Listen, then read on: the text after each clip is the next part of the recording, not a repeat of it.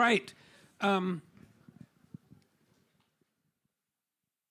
Let me introduce Wesley to you. This is another thesis that changed and morphed multiple times to the point where I was getting pretty worried about it, but it's come along really well. This is Wesley. These are his words. He says, I would like to thank God for everything, my parents for supporting me, for Mr. Wade and Miss Maymay for their patience, my advisor, Miss Buyosi, for all the teachers that I practiced with, and for all my friends who are supporting me, and for my incredible sister, Whitney. His title is Think Outside the Box, The Danger of Blind Box Toys. Give me just a second to set up the timer, and I'll tell you when you can start.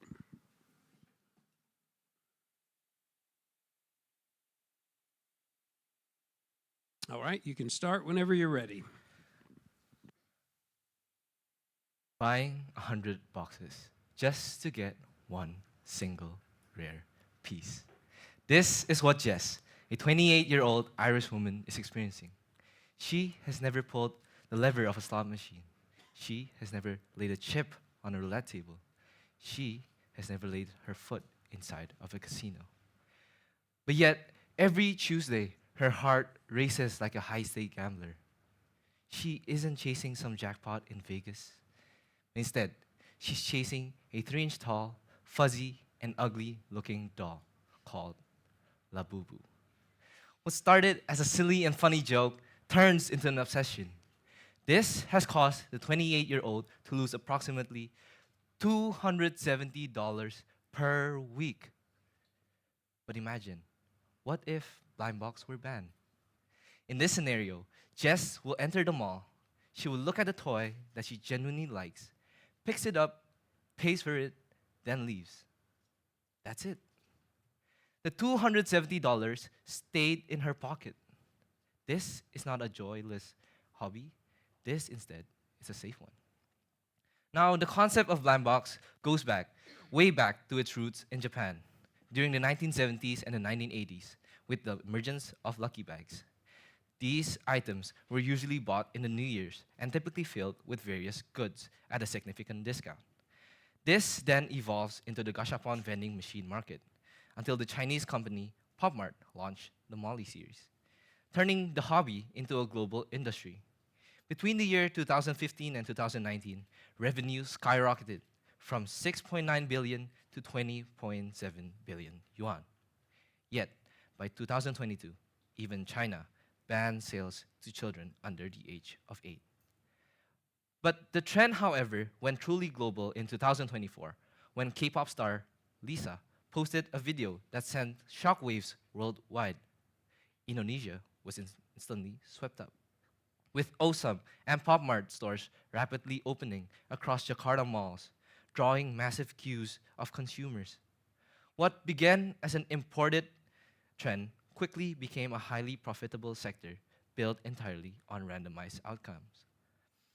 Now, to be clear, a blind box are a type of packaging that keeps its content completely hidden.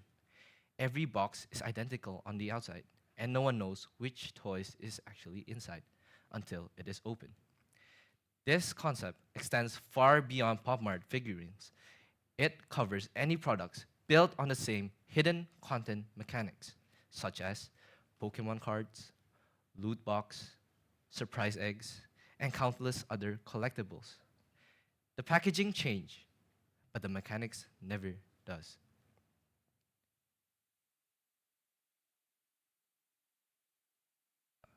Blind box has sparked a deep divide in society.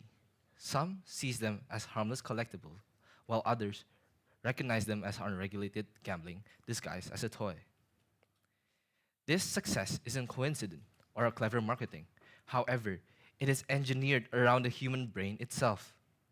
Every unboxing triggers a dopamine release, locking consumer into a reward cycle, designing to repeat. And research constantly identify minors as its most successful target. This is especially alarming in Indonesia, where gambling is banned under the 1974 Control of Gambling Law, which calls it a violation of religion, decency, and the Panchasila itself. Yet, blind box, which work the same way as gambling, are sold freely in malls across the country. The industry did not find this gap by accident. It took gambling, dressed it up as a toy, and walked it straight past every law and moral value Indonesia has stood by for decades. There are two perspectives on this issue. Supporters argue that the thrill of mystery is a legitimate product, comparable to baseball cards or surprise eggs, and that financial responsibility lies with parents, not the government.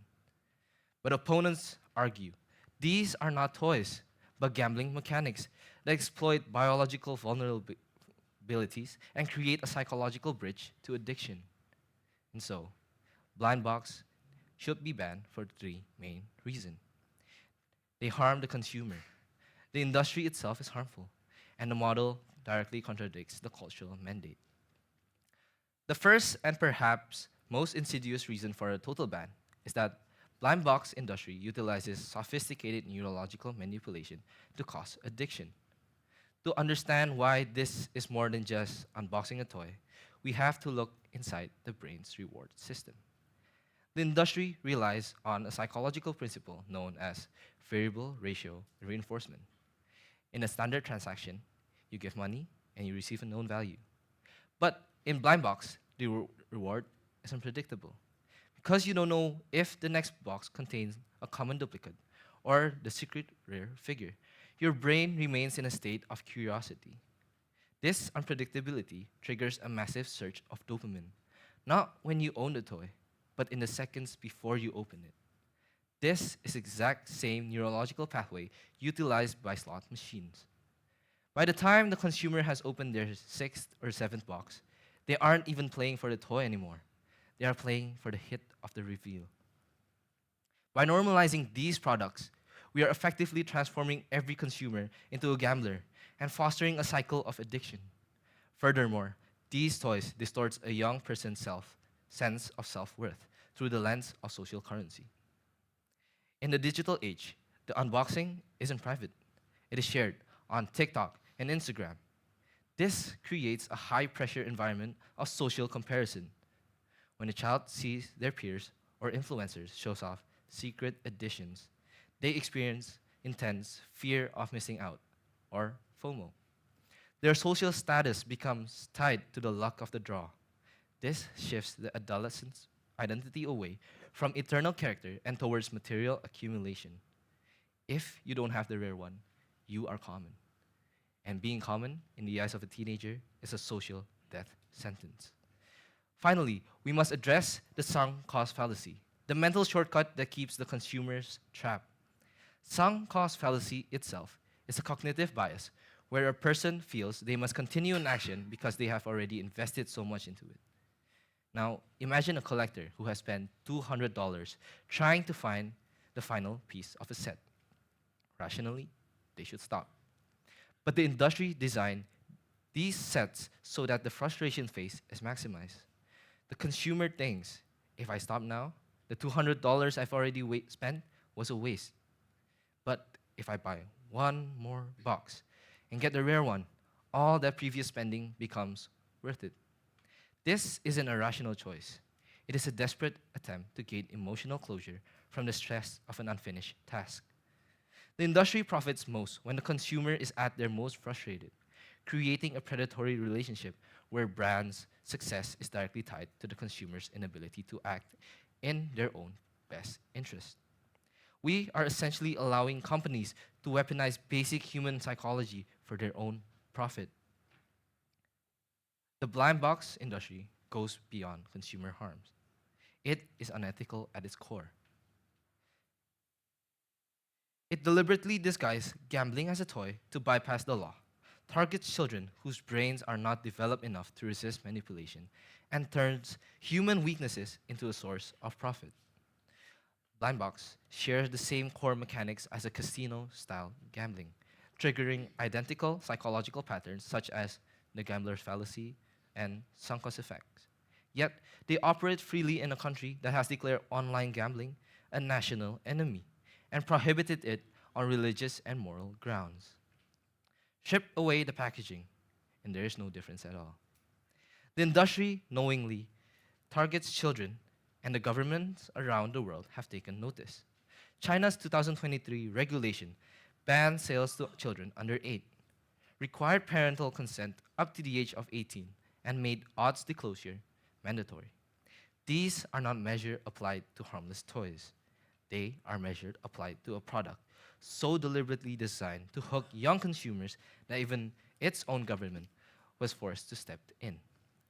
The reason children are so vulnerable is biological. The part of their brain responsible for decision making is not fully developed until the mid 20s, making it nearly impossible for minors to resist these mechanics.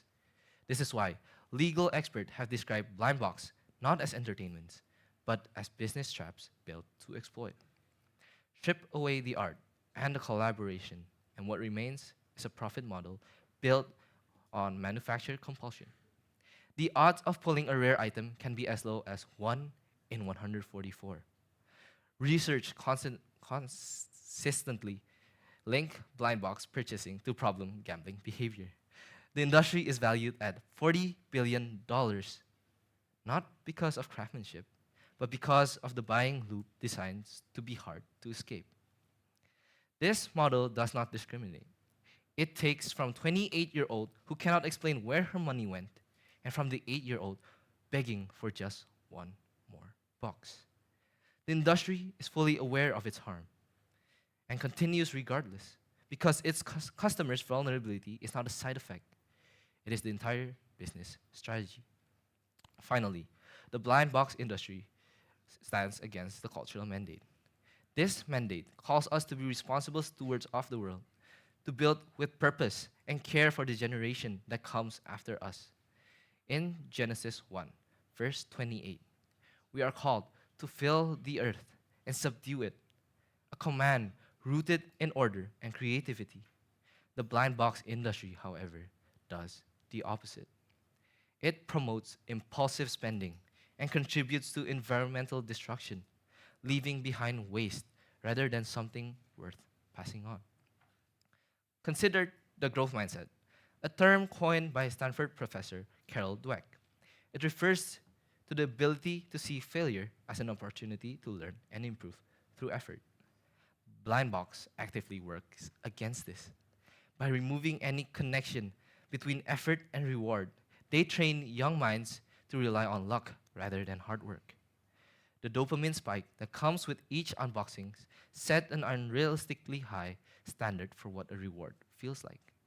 As a result, activities that requires patience and persistence, like practicing an instrument or studying for an exam, begin to feel dull and unrewarding.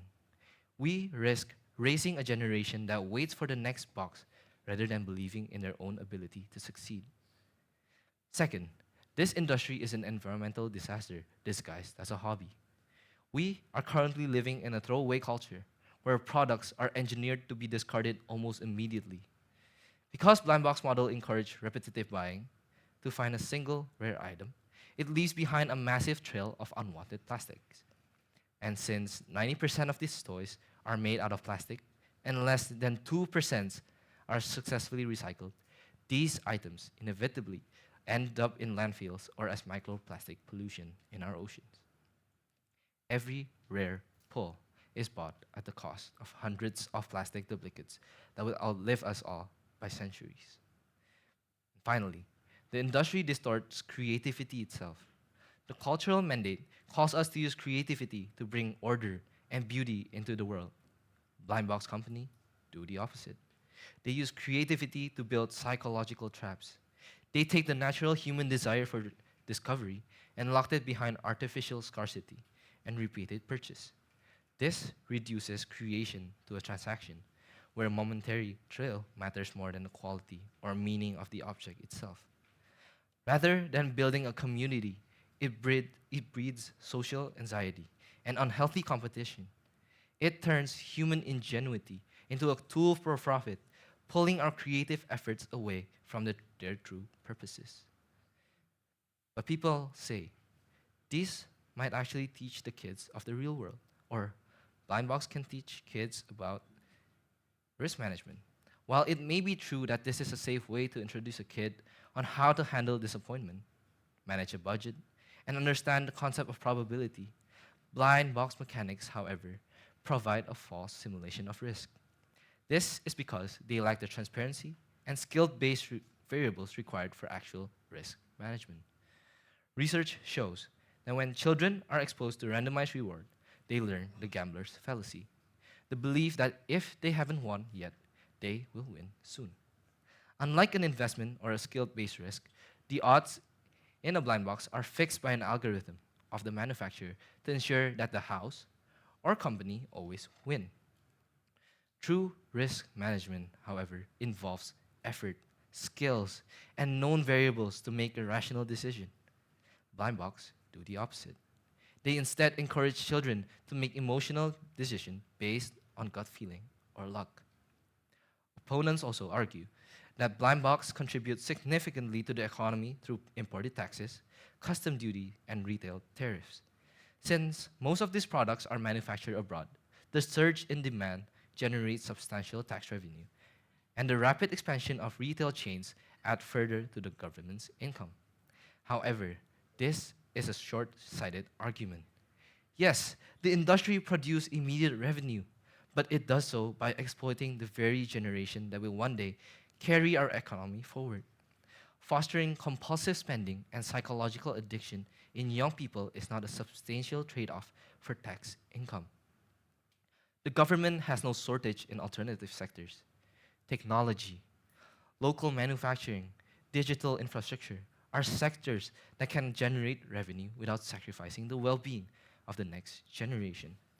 Choosing blind box over these options is not a sound economic policy. It is a bad deal dressed up as one. The blind box industry harms consumer through deliberate psychological exploitation, like a slot machine. It triggers dopamine spike that bypass rational thinking, conditioning people to chase the thrill rather than the value. It turns rare figures into status symbol, fueling anxiety and trapping collectors in a cycle of compulsive spending. It is equally unethical in how it operates, disguising gambling mechanic as a toy to bypass Indonesians' anti-gambling law, targeting children whose brains cannot yet resist engineered reward loops, and building a $40 billion industry, not on craftsmanship, but on addiction. It also violates the cultural mandate. It teaches young people to value luck over effort, contributes to environmental damage through disposable culture, and corrupts creativity by reducing art to a manipulation tool that breeds stress and competition. The path forward is clear. Government must ban blind box and restore a market built on genuine play value. Communities must be educated on real danger these products carry. And individually, we must stop buying them because every purchase keeps the system alive. And finally, it's time for us to think outside the box, to see beyond colorful packaging and see the addiction and exploitation it hides. We must move towards a culture that values genuine craftsmanship instead of the excitement of just a gamble. It's time to stop normalizing these psychological traps as a hobby. It's time for us to blind the box. Thank you.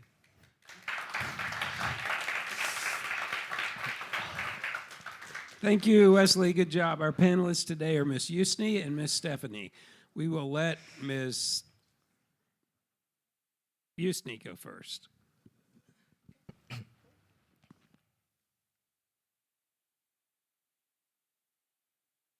Miss Yusni. Hi, Wesley. Hi, Miss. Hi. Well, firstly, congratulations. Thank you, Miss. You have definitely done your best in completing your thesis, right? Good job. Good job. This is a very, very interesting theme you're taking. Okay. I agree that blind box has a correlation to gambling addiction. I do agree on that. But today, let's try to see it from the other point of view. Okay? Later on, Miss Stephanie, I believe, will ask more about this. But if increased risk of gambling, like this is like the, well, both of it has similar psychological mechanism, right? The hope of gaining something. If that, the increased risk of that can justify prohibition or banning, what standard do you think determines when a product become unacceptable? So we have to ban this product. It's unacceptable because, you know, it has the psychological mechanism, the same psychological mechanism. Okay, so you're asking to what extent should a toy be banned? So, in my personal opinion, blind box should actually be banned because not only it is dangerous psychologically, but it actually bypass rational decision making, therefore making the actual consumer not able to think clearly before they're buying the toy. And so I think that the toys that needs to be banned are those who also have the same mechanics, which is bypassing the rational thinking. Because without rational thinking, then people are actually just buying it because the industry has already set a psychological manipulation so that in order for them to buy it. I think, yes. So, in that case, you ask the government to ban, right? Yes. If, what if the government bans this product just because, like what you said before, it's exploit psychological vulnerability, let's say like that, yeah? Then what limits that the government power from, what limits the government from the power of banning many other form of entertainment or commerce? Let's say, if we're talking about the psychological vulnerability, right? Sometimes we cannot think logically when we see movie, for example, thriller or horror movie, or other types of entertainment. If we ask the government to ban this product because of that, then what limits the government on banning others also, right? Who decide which psychological influence deserve prohibition? Okay. So, in my opinion, it's actually the government who needs to decide, like, what are the psychological harm that needs to be banned, and like, to what you're to clarify. So you're asking like, if the government can ban blind box, what is stopping them from banning like thriller movies, or like, like thriller movies? It maybe they can see from the amount of benefits the item gave, and like, and compare it to how the amount of harm it actually gives to the consumers. Like for blind box, for instance, the benefit it gave is only uh, temporary happiness. Then yesterday Nathan also explained that it gives like nostalgic feeling, but then the harm goes far more than the benefit. And so I think the government is the one who should consider what are the harms and what are the benefit of the object, and they actually have the power to ban these items. Yeah, so it means if we're talking about apa, temporarily happiness, right? Yes. Well, movies also give us that, right? Another baseball cards that you're, explaining here on your thesis also gives us that. A surprise X also gives us that. Should the government ban all of those because of the temporary happiness? I feel for like Pokemon cards, surprise eggs, I think the government should also ban it because they basically have the same mechanics as blind box. But for thriller movies, I feel like they still have some benefits to the consumers, such as like they can learn something from the movie about like how teamwork fix solve something like that. But like through Pokemon cards, I don't think there's like benefits from it. So like maybe the government can ban them. Yeah. Okay. Okay. Still about the temporarily happiness. Yes. You're talking a lot about dopamine Mhm. in your thesis, Yes. right? Related to the dopamine argument, please correct me if I'm wrong. If I'm not mistaken, dopamine is a crucial chemical roles in pleasure system, right? Yes. It's essential for regulating motivation, memory, attention, and physical movement. And our brain will always release it when we complete something we enjoy, Yes. or we win in our competition, or we practice and then we succeeded, Yes. right? So, could this dopamine argument that you said, berhubungan sama yang tadi nih ya, also apply to social media or shopping or video games? To some extent, yes, because they have the same dopamine reward system. But then, there's two types of dopamine reward. First is the rewarding dopamine, if I'm mistaken, and one is anticipating. So, in blind box, it is dangerous because the kind of dopamine is anticipating dopamine, where you try to guess what's inside the box, and so your happiness comes from like luck, chance, and like not based on skill, but on reward, dopamine production, I think. It is based on your skills. So when you achieve something because of what you do, then you will feel the dopamine reward. But in social media, online shopping, feel like it the dopamine reward behind it is also the same as blind box, which is anticipating. But then in like video games, we know that there are some skills needed in order for us to achieve something. So then there's this also the reward dopamine also plays a part in it. That's why it's not as dangerous as blind box. Okay, so what about stock trading? Well, it's also involve uncertainty and dopamine. Do you think it's morally equivalent with the blind box? I don't think so because as I know from my personal experience, no, from my friends, because I don't play it. But as I know, you should know like what is happening in the world right Yeah. now, and then the condition of like the economy to like. So it's not actually like a guessing game, but it actually needs skills, known variable, as I said, and so I think it's different. Okay. Stock trading and So I want to know your opinion right now then.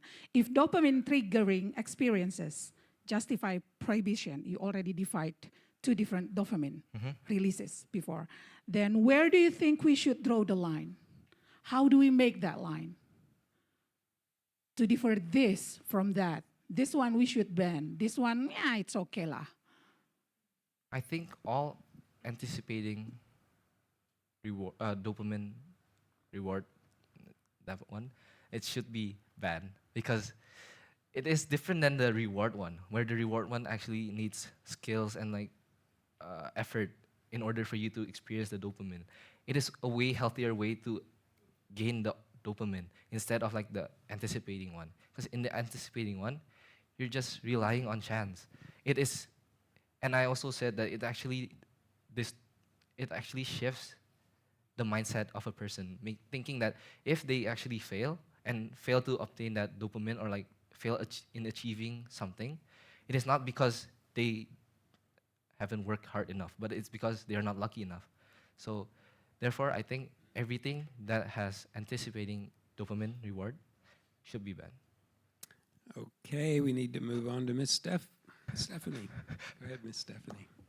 Yeah, hello Wesley. Anyways, Firstly, congratulations on your yeah, thesis. thank you, miss. Let's reset things, yeah. It is mentioned in your thesis that blind box companies deliberately prey on children because they are the easiest to manipulate. Do you have data to support that statement, or is it only based on speculation? Currently, there are no data on like showing that it is actually very much targeted at children. But many news has already speculated that these companies are actually targeting children through like the way they promote it through social media, through like using influencers and stuff like that. That's why. Okay, but in reality, do you see a lot of children buying those blind boxes or young adults? I think that uh, the majority of the buyer is actually the young adults because they are already they hold their own money. capacity to Yeah, they buy have it. their capacity. But like Okay. the young children also Yeah. it's not like they also are one of the majority that buys the blind box. Okay, okay. This is just an input. Yeah, next time, if you want to put out a strong statement like that, you need to back it up with more data. Okay. You can include like the the target market, probably the percentage of those who buy, the age percentage of the Yes. buyers. Okay. Probably it can be included. Okay. Thank you, Miss. Next, if the blind boxes are cheap, do you think it would be as controversial as it is right now? I think it will also still be controversial because no matter how cheap or how expensive it is, the harms still stay the same. The mechanics behind the blind box is still dangerous towards the consumers. And so, and many people actually don't know that blind box is actually harmful, so I think it is still controversial. Okay. Um, and this is quite a strong statement that you have, yeah. Government should ban. Yeah. Instead of blind boxes, do you think, instead of the product itself, do you think people are actually more influenced by social media trends and peer pressure instead of the product itself? Well, social media and peer pressure plays a part, but as we know, and Nathan actually explained it yesterday. So collectibles are actually a marketing strategy. So people without social media as well has seen, if they see like collectibles, it is like a marketing system. So people are drive to purchase these blind box.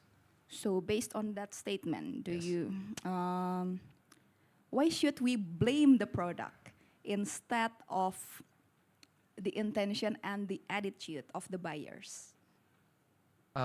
This is because, as I said before, the company actually makes this blind box to bypass rational thinking. So they actually intentionally makes these blind box so they don't give like how they do that is by not giving the full information, by like keeping some aspects of it hidden, and thus making it bypass all rational thinking, and so promoting impulsive, no, not promoting, like making the consumer impulsively buying things without actually thinking rationally. So it is not on the consumer itself, but it is on the industry, like on the product itself. Okay. But don't you think it will be better if we socialize to young people, to young adults, that to to be better at managing themselves instead of banning the product completely? Because if you ban the product completely, it's, I think let's give it an analogy. We know that Coke is bad for health. Coca-Cola is bad for health. But by that logic, we need the government to ban this drink because it's bad for health. Yes. So instead of educating people, do you think it's just better to just ban the product itself? Now, actually, the Chinese has already tried regulating these blind box, right? And as a we can see now that actually instead of like reducing the consumption of it, instead it exploded into a global trend. And, so by educating alone, I don't think it's enough to make the consumer stop buying the blind box and stopping its harm from like in influencing others. I think I think that's why education alone, I think it's not enough. The government needs to step in. Okay, thank you. So the last question, yeah. Yes. Last question. um, like Miss Yusni said, putting this much power to the government to ban something that is so tertiary to your needs, is it wise? Because I think those that are needed to be controlled by the government are like essential things, education, and then sembako, like primary needs. Like those are very, very tertiary to that.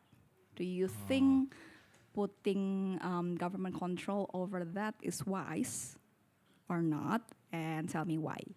So to clarify, you're saying like, is it wise to give the government power Complete control over, Over- tertiary needs. over treasury needs? Over tertiary needs. Because- It's, yeah. So are you saying like it is wise for the government to have complete control on banning things, even though it is not like primary needs of human? Yeah. Okay, so I think it is still wise because first we picked the government ourselves. So we actually gave them our full trust for them to be responsible of every action they give. And then second, I think that blind box actually plays a big part and role in our daily lives because as we know, they are integrated in everyone's life right now. We can see in this room, there's gonna be like collectibles in someone's bag. And then and as we know, the harm is towards the people of the country, which is an essential part of the country. And if the people itself is harmed by the toy, then Indonesia has nothing left for it to. There's no more Indonesia then. I think. Okay, thank you, Wesley. So I have a couple of questions first. How many Labubu dolls do you own? That I own, or like that I own personally. Okay, well, it sounds like there's more to this question. How many have you bought? I bought, I think 5. I don't know.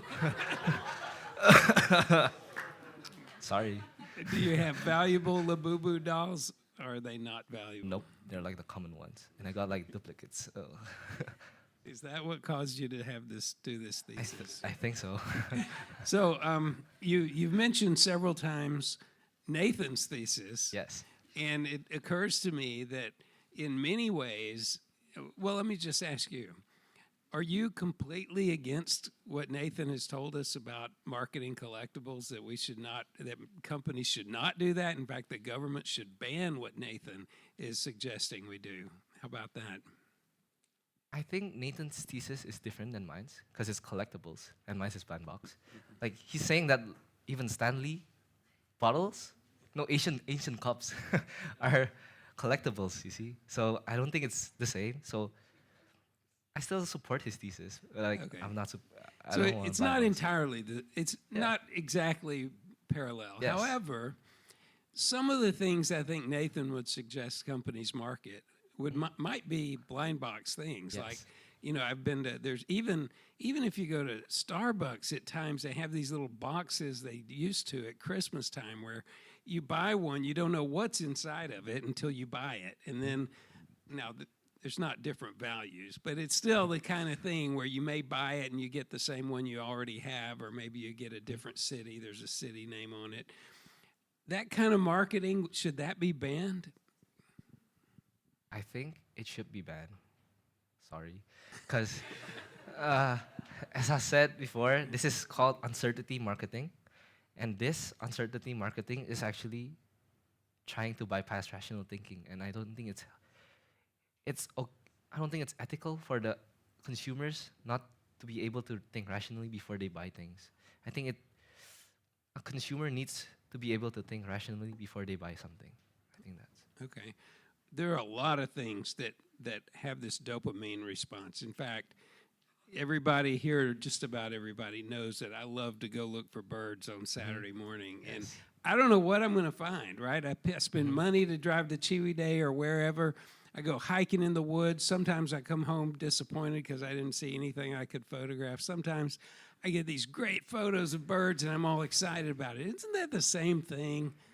No, it's different. Sorry. Because, as you said, you hike first before you see the bird. You put effort to it. And, like, you know where the birds are going to... You study where the birds are going to go first, you see. So you put effort, and there's skill to it. It's not purely based on luck and chance. Okay. Sorry I took you 2 minutes over just Okay. because I wanted to talk about bird watching. But anyway, I got you. we're over. Good job.